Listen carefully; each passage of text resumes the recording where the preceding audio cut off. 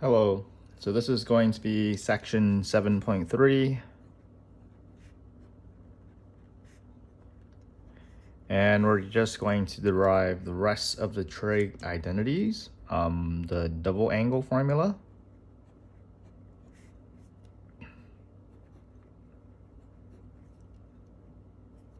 and then you have half angle,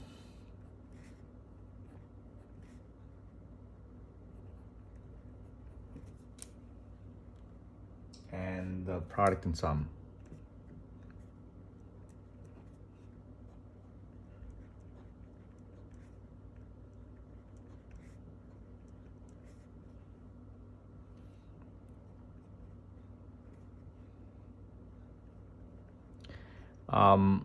And really, all these formulas are really just a modification of the formulas in the section 7.2.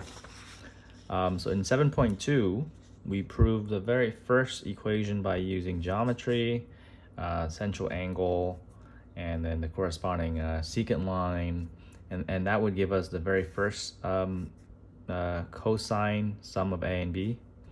And then from there, we got cosine A minus B, the difference of A and B.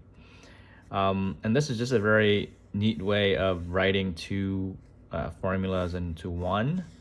The way you would read this is that there's actually two formulas. This is plus or minus. So if it's cosine A plus B, because plus is on top, then you would use the operator on top. In this case, the operator on top is subtraction. So top operator goes with top operator.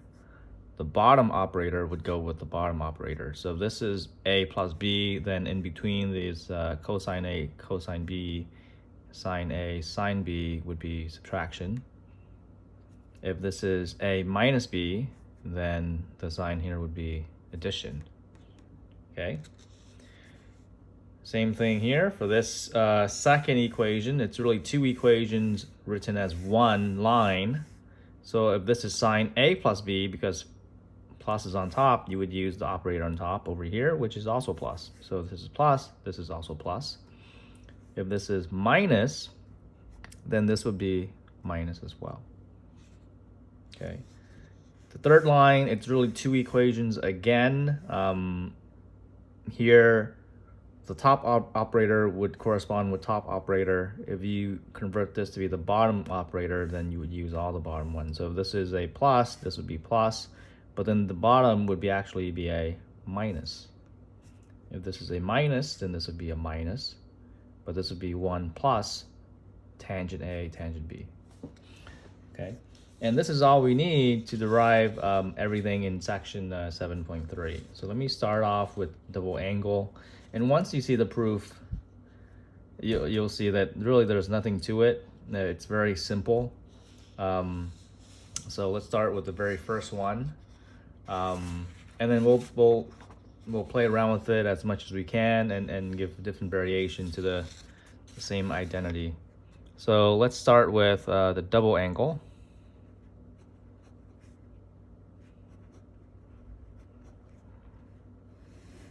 And I'm going to do the cosine of 2a. Okay, and there's actually three versions of this, and we'll figure out the very first one. So how do I figure out an identity for cosine of 2a using one of these guys? Well, cosine of 2a, if you remember back in grade school, multiplication just simply means so 2 times a just means that you're adding a 2 times. So instead of writing 2a, I can write this as cosine of a plus a. Okay, so let me do that on a different sheet of paper, and I'll write all my result on this piece of paper. Okay, so we're going to derive first what is cosine of 2a. So let's start by rewriting it as a sum, because that's what 2 times a is. It's really a plus a.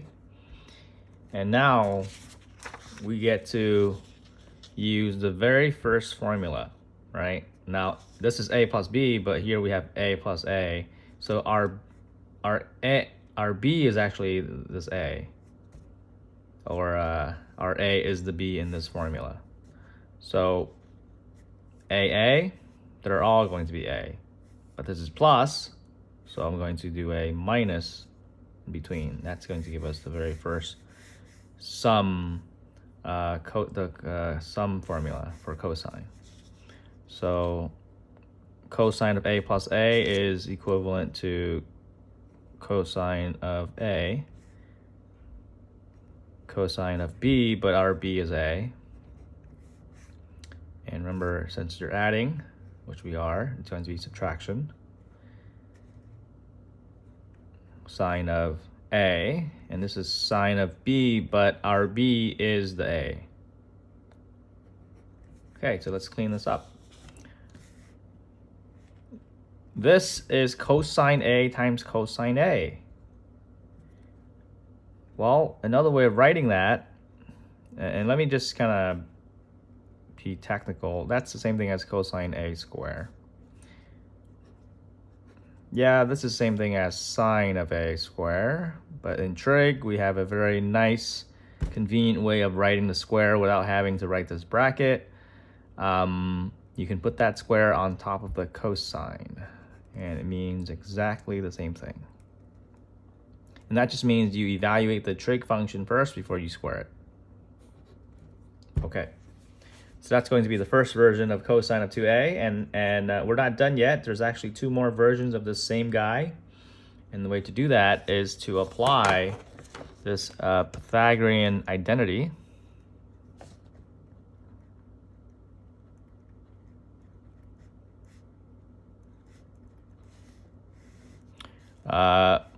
And if you recall, that is sine square. And you know, when you write an identity, it doesn't have to correspond to the same variable. But in this case, our x would be the a. Cosine square x plus sine square x plus cosine square x is going to equal to 1. If you move things around, you can get 2 different versions of this one guy. So another version would be cosine square x is equal to 1 minus sine square x. Well, instead of moving the sine square over, how about I move the cosine square over? Then you get the sine square by itself. And the right side, if I move the cosine square over, it'll be 1 minus cosine square x. So from this one trig identity, you can see that you actually get 2 more, but it's really the same equation. You're moving things around. Okay, so we know cosine 2a is equal to cosine square a minus sine square a. So that's going to be my first double angle formula, so I'll write that in. So this is cosine square a minus sine square a. There's going to be 2 more versions of this guy.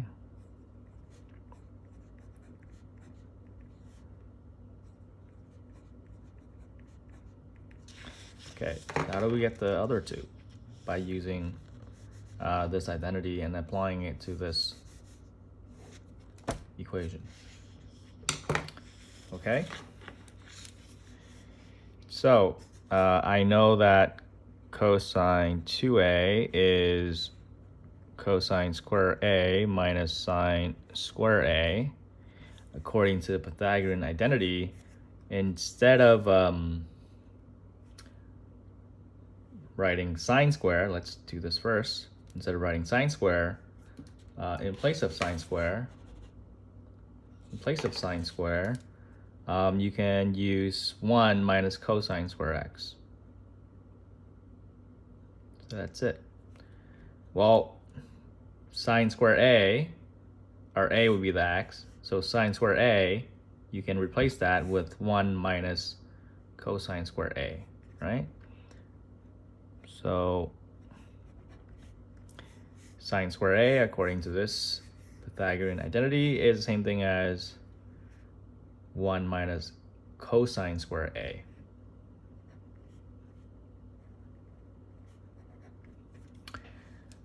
All right. And there is something wrong with this because I am subtracting sine square A.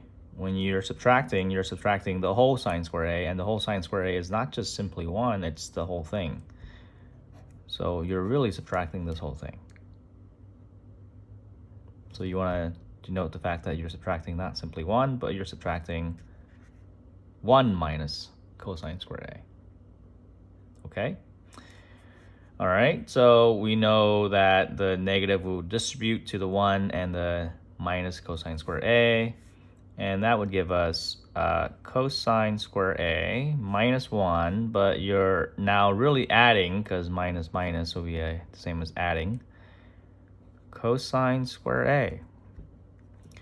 Okay, so we still have that 1, but you're adding the two same thing. You're adding cosine square A and cosine square A. If you add two things and they're exactly the same, it's the same as multiplication, because that is by definition multiplication. So this plus this, well, it's the same thing. So the same thing as 2 times that.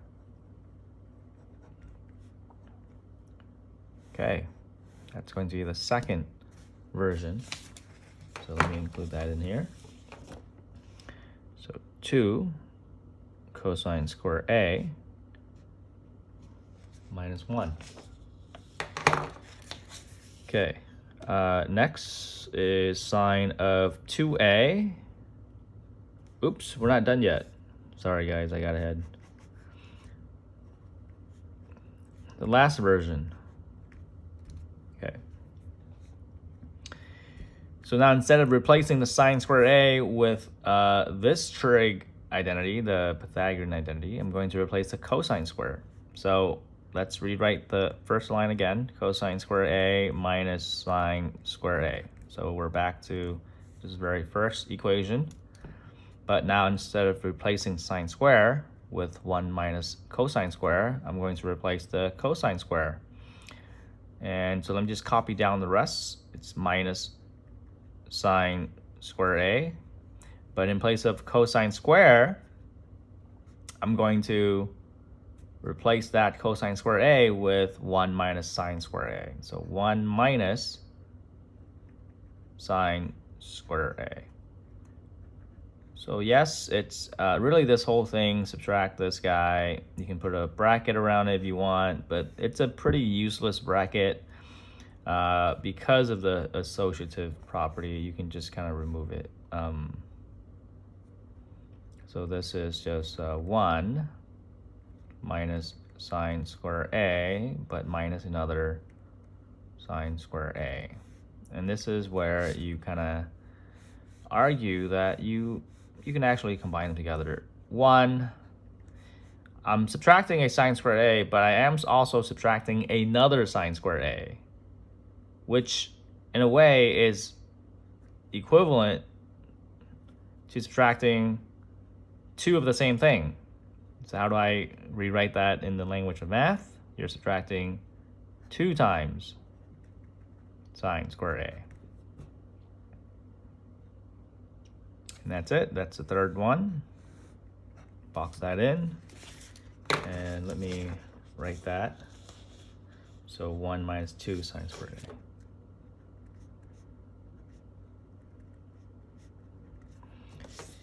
A. And really, you see how simple it is. To get from cosine 2A, I simply rewrite the 2A as A plus A, and I get to apply my sum formula for cosine, right? Cosine A plus B is cosine A, cosine B minus sine A, sine B. But in this case, A and B are both A, so we get that. And you can combine them together as a square. And that's going to be our very first double angle formula. And then I just use another identity to apply on top of this one, and I get 2 different versions. And that's really trig identities. You'll see this over and over again. You just take something that you know before, apply it with something else, and give birth to a new trig identity. It is just that easy. Okay, so you can probably guess how you would derive sine of 2a. And I'll write that sine of 2a first for you guys. It is 2 cosine a sine a. So I encourage you guys to try this out. Apply it to the sine plus, and then see if you do indeed get that. Okay, remember a plus b is a, and then here's b, here's a, here's b, but for us, since it's 2a, it's really a plus a, and all of these are a's. And you're adding a, sine a, cosine a, cosine a, sine a. You reorder it because multiplication is commutative, and it's really twice of that same thing. Okay. All right. So let me complete this with tangent. So tangent. And you'll see tangent 2a. You're just gonna use a plus a. Try this out for yourself as well. This is going to be 2 tangent of a divided by 1 minus tangent square a. And that's it for the double angle. How do I do the half angle? Once you know how it's done, you'll see how ridiculous it is. Really, it's the double angle, but you flip it on top of its head. Okay, so the half angle formula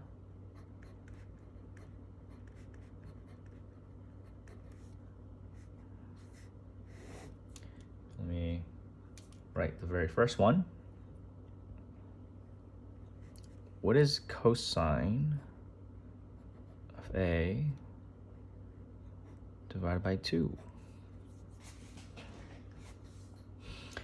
I probably should not use a because you might be confused with the same a. So instead of using a, I'm going to switch it over to b. Is that okay? It doesn't really matter what variable you use. I think in the book they use s and t. I never like s as a variable. So I use capital A and B. All right. So we're gonna figure out what is cosine of b divided by 2. Just so that we're clear that these two are not the same. They don't have to be the same. Okay.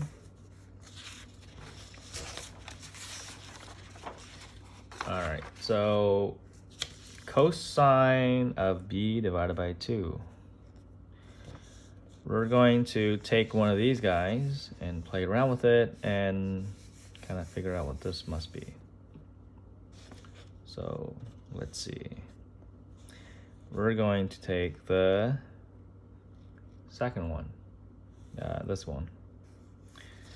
So let me write that. Cosine of 2a is equal to 2 cosine square a minus 1. And I'm actually going to solve for this cosine. So cosine 2a is 2 cosine square a minus 1. Let me solve for cosine a. So how do I solve for cosine a? I'm going to add the 1 over here.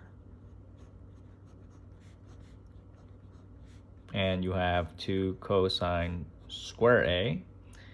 Let me flip the equation. So instead of writing 2 cosine square a on the left side, on the right side, I'll write it on the left side. and this will be now on the right side. And I'm gonna write the 1 in front. Is that okay? It's addition, so it doesn't really matter which one comes before the other. So cosine 2a plus 1 is the same thing as 1 plus cosine 2a. And I'm going to divide the left and right side by 2.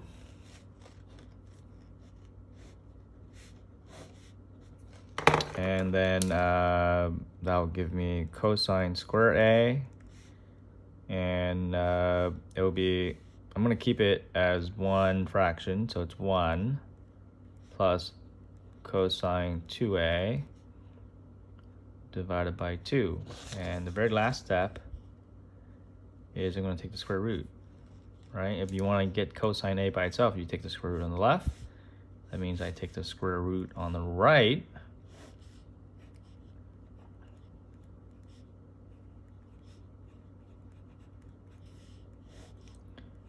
Okay, and we actually discovered a new formula.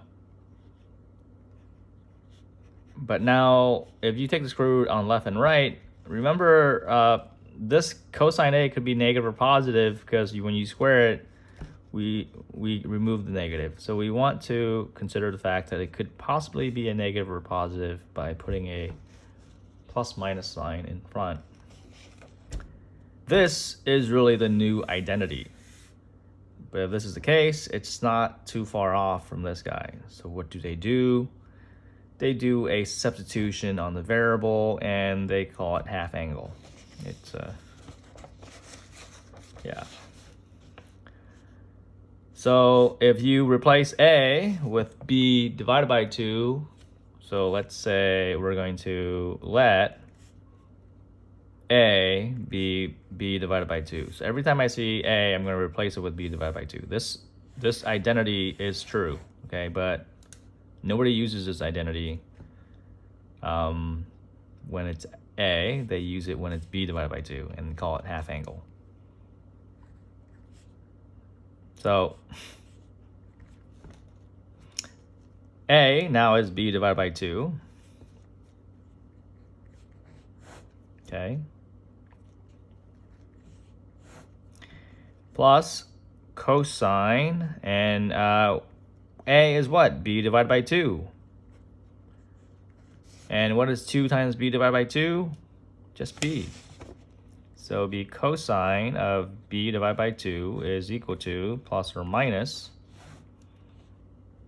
1 plus cosine of b divided by 2.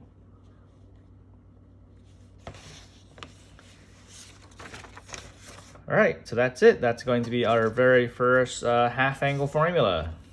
By just taking a double angle, solving for the other cosine, and then instead of using a as a, we replace it with a new variable b, where b divided by 2 is a, and that gives us what we call the half angle formula. Okay, so let me write that down. This is plus or minus. And in my next video, I'll show you guys how to use each of these formula. The half angle is a little bit tricky because you have to figure out if it's positive or negative. So this is 1 plus cosine of b divided by 2. And let me write the rest. There's a sine 1, sine b divided by 2. It is very similar to the cosine of b divided by 2, except the top is a minus cosine of b.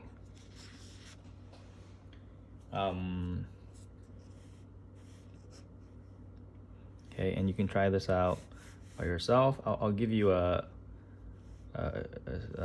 hint. I'm not going to complete the proof. I want to see you guys work this out. You guys are at home. You guys have a lot of time. So try to work this out. Convince yourself that all of this would work. Okay, there is also a half angle formula for tangent. So I'm using b. Again, it doesn't have to be b, it could be a. So you can write this again with all of these being a.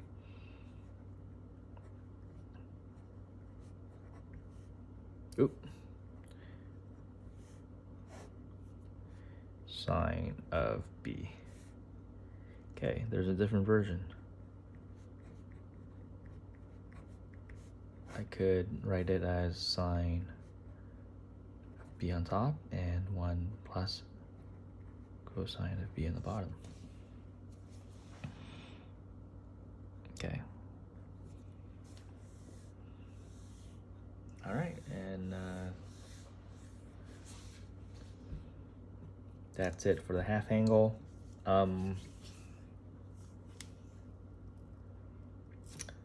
Let's move on to, oh yeah, I said I was gonna show you guys one line hint of this.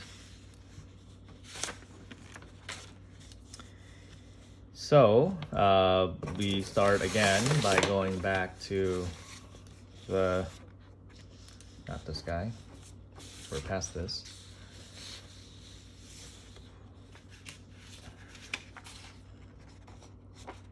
Oh, it's right here. It's in front of my face all the time.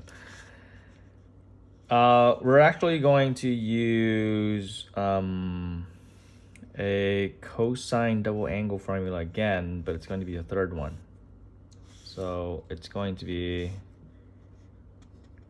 cosine 2a, but not the 2 cosine squared minus 1, but the 1 minus 2 sine square a. And then you just solve for sine. So if you solve for sine, you'll see that you'll get this. So I want to see if you guys can fill in the work in between. And it's going to be that. And this is a trig identity. But we decided to just replace that a with b divided by 2.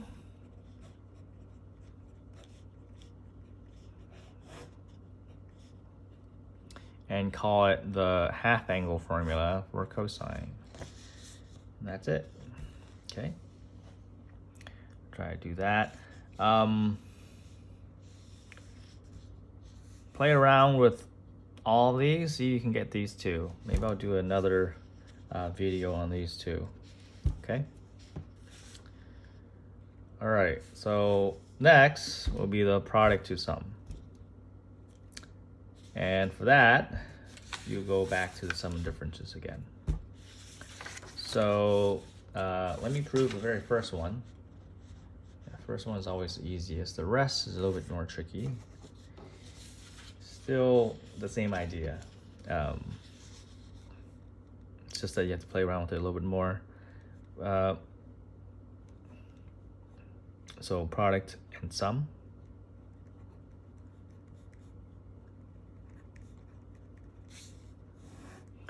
There's a product to sum and sum to product.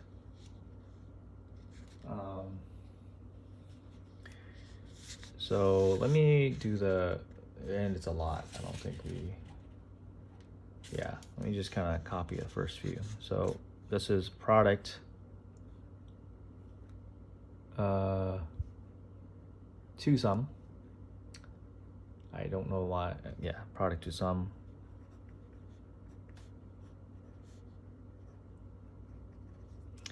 And the first one is going to be sine A, cosine A. It's going to be 1/2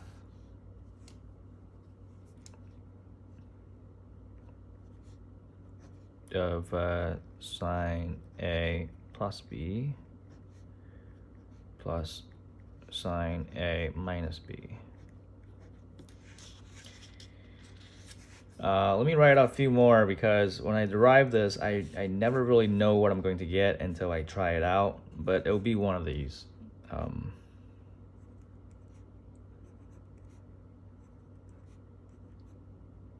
That's cosine A. Oh, there we go. Cosine A, cosine B.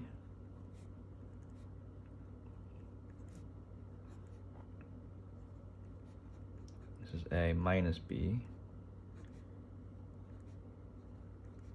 This is A plus B. And then you have sine A sine B.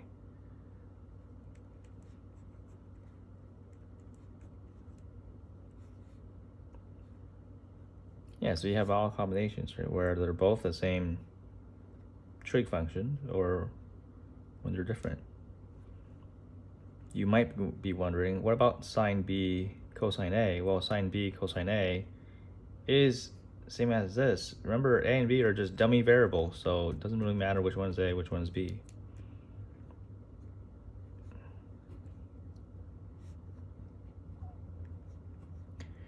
And this is A minus B cosine of A plus B. Okay, and we're going to derive these three by using one of these sum and differences. So I'm going to need this, and put this on the side.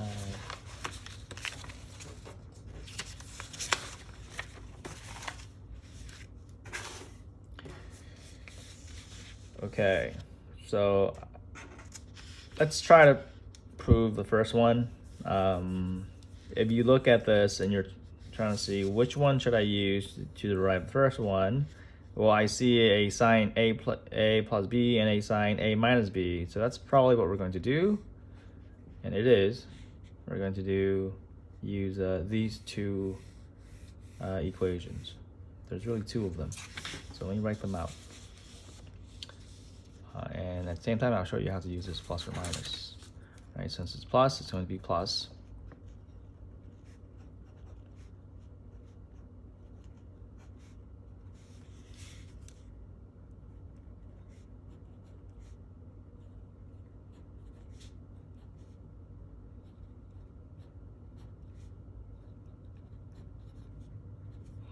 And if I do a sine of A minus B, it's going to be a minus.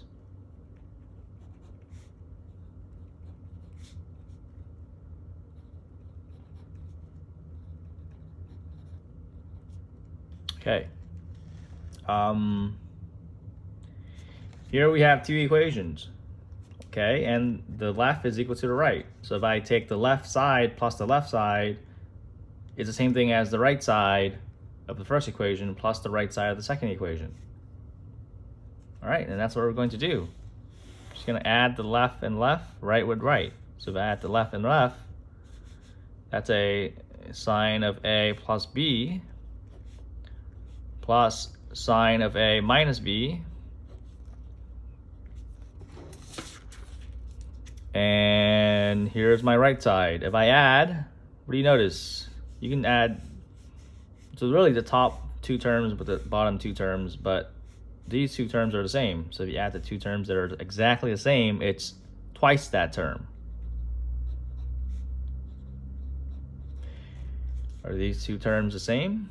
They're actually quite opposite. They're exactly the opposite of each other. I have a plus cosine A sine B, but I'm adding the negative of that, which will actually cancel each other out. You end up with nothing. And we're very close now. I'm going to flip this equation. Here we have a new equation. This is our new identity, but we're going to clean it up. First, I'm going to write the right side as the left side, and write the left side as the right side.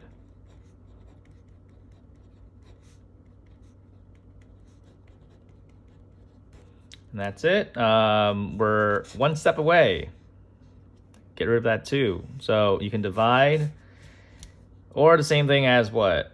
Multiplying by 1/2. And that's what we're going to do just to make it look exactly the same as what they have.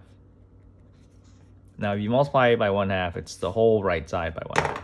Not just the very first term, it's the whole right side. So the whole thing in bracket is going to be multiplied by 1/2. That will cancel. You have a sine of A cosine of B is equal to 1/2 sine of A plus B sine of A minus B. And that is exactly what we have right here, right? 1/2 sine of A plus B plus sine of A minus B. Okay, and how do I prove the second one? I'll probably be using the cosine of A minus B and cosine of A plus B, and we're going to be adding them together, right? You see that? You're gonna add top and bottom together, and you'll get something like this. And notice this, you're going to actually be subtracting top equation from bottom equation. So try to play around with these cosine of A minus B, cosine of A plus B, cosine of A minus B, cosine of A plus B, but one of them you add, the other guy you subtract, and you get the last two. Try it out, okay? Once you have the product to sum, you play around with these to get the sum to product, which is a lot trickier than these three. It does involve a fancy substitution. Let me just write the sum to product for you guys, and maybe we'll do one. But the substitution is not very obvious. Sum to product. Okay, I don't like to do big videos because it's a big file. So I'm gonna try to end this as soon as I can.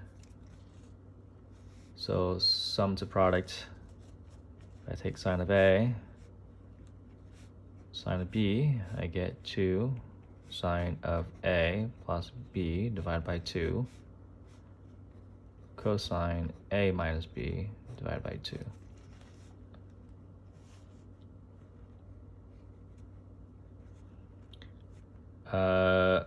Sine of A minus sine of B to cosine of A plus B divided by 2 A minus B divided by 2. I should probably use a different variable, different set of variables here, not instead of A and B. I should probably use X and Y. Because for my proof, if I keep it like this, you'll be very confused. But let me just complete the last two.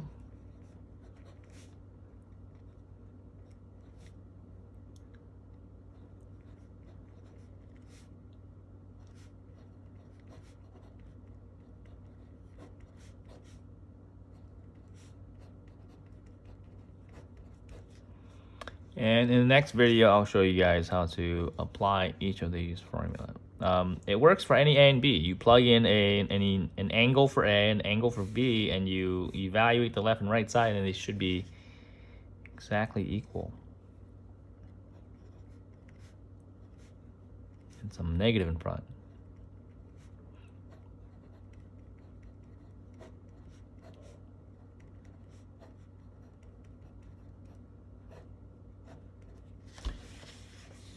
Okay, so I'm going to try to prove the very first equation using one of these product to sum, and we're going to prove the sum to product. All right. So let me just write that very first equation, but in terms of A and B, I'll use X and Y, because we do need it to be different variables so you can kind of compare the two. So that very first guy, instead of using A and B, you could have used X and Y, and it would be exactly the same thing, right? These are just dummy variables, oops, for you to use to apply the formula. You can call it anything you want.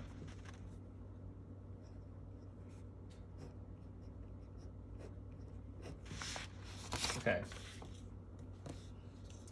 So this is really the same as that. Instead of a and b, I use x and y. So we're going to prove this. All right, this is what we're going to prove. And we're going to prove it by using these three. You just have to play around with it. What do I see? I see a sine and sine. So you just have to kind of add them together, and things will kind of cancel out. So what do we have? We have the very first one, and if I add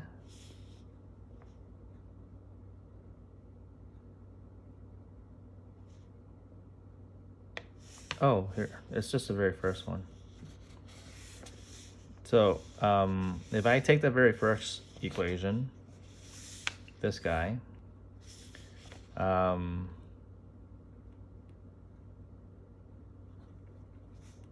sine of A cosine of B, I'm going to multiply the left by 2, then you have just exactly that.